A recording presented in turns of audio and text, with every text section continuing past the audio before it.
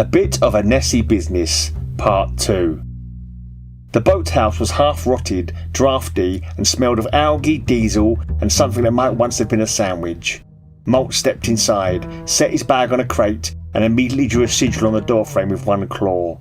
The glyph shimmered faintly. Anyone approaching would suddenly decide they had something better to do. A small practical reptile folk walled the not today charm.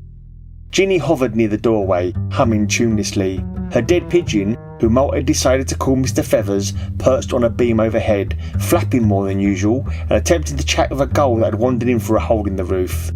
The gull stared at him, baffled, then pecked at the air experimentally. Molt eyed the pigeon. Even as a ghost, Mr. Feathers had always been, well, dead, still, motionless, a memory with wings. But now, he flapped, he hopped, he cooed at things. Ginny's grounding was strengthening him, turning him now and again into a living ghost. A corpse ghost one moment, a fluttering half-alive echo the next. Brilliant, Molt muttered. The pigeon's developing a social life.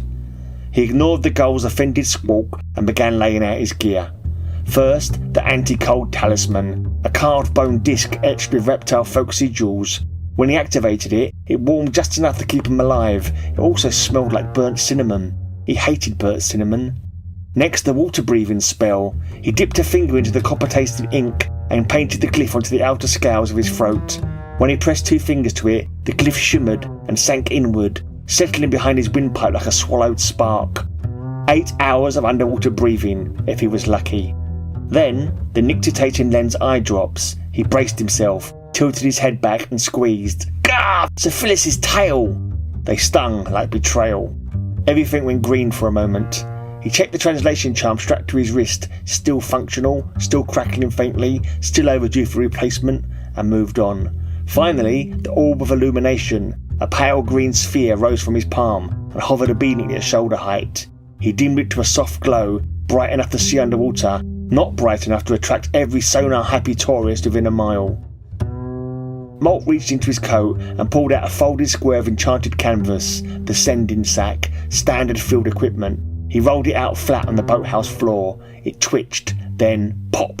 A full sack of nest creature feed materialised inside it. He removed it. Another appeared.